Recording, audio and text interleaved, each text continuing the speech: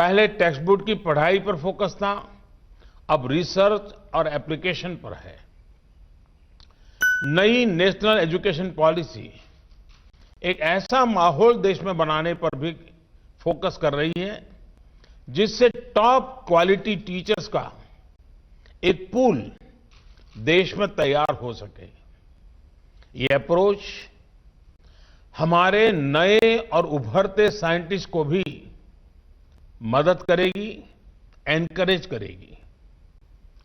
देवी और सज्जनों, education sector में जो ये बदलाव किए जा रहे हैं, इनको कॉम्प्लीमेंट करने के लिए अटल इनोवेशन मिशन भी शुरू किया गया है।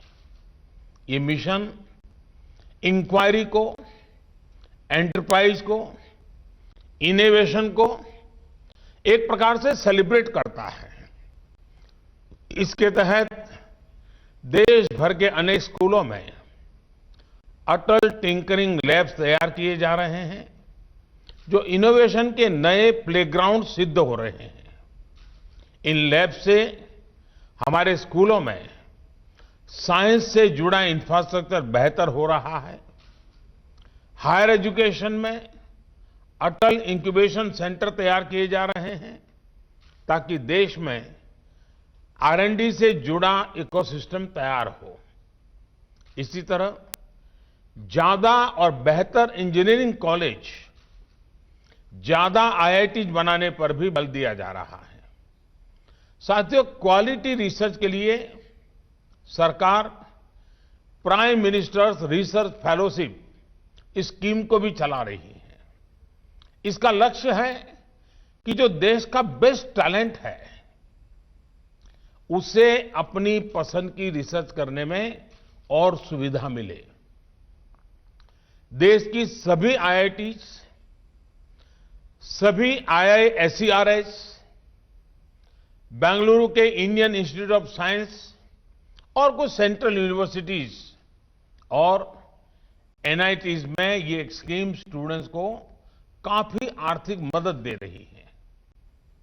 देश के अन्य रिकॉग्नाइज्ड इंस्टीट्यूट और यूनिवर्सिटी में पढ़ रहे छात्र छात्राओं को इसका लाभ मिल सके, इसके लिए 6-7 महीने पहले स्कीम में कुछ बदलाव भी किए गए हैं। साथियों, बीते कुछ महीनों से मेरी अनेक साइंटिस्ट से चर्चा हुई है। हाल में ही भारत ने वैभव समिट भी होस्ट की थी। महीने भर चली इस समिट में पूरी दुनिया से भारतीय मूल के वैज्ञानिकों और रिसर्चर्स को एक मंच पर इकट्ठा किया गया। इसमें करीब 23,000 साथियों ने हिस्सा लिया। 700 घंटों से भी ज्यादा की डिस्कशन हुई। मेरी भी अनेकों साइंटिस्ट से बातचीत हुई। इस बातचीत में ज्यादातर 2 चीजों पर बल दिया। ये 2 बातें हैं, ट्रस्ट और कोलैबोरेशन। देश आज इसी दिशा में काम कर रहा है। All our efforts are aimed at making India the most trustworthy center for scientific learning.